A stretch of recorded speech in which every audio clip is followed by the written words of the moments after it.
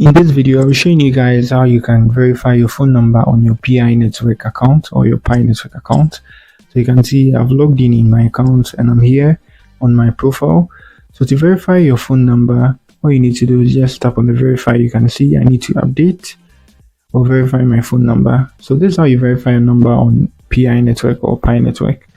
You choose any of their service numbers, so Australia, Belgium, Israel, UK, and the US. So I'm going to choose the US. So they are going to give you a code and then you send it to them. You get it.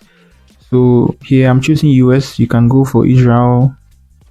They are going to give you an Israeli number for you to send your code to them. So let me choose this, and now let me tap on the start my verification.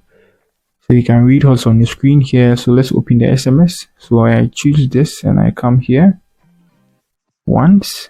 And you can see this is the American number. So automatically this is a code here. So what I need to do is just send the code to them. And once they receive it, they're going to verify my account.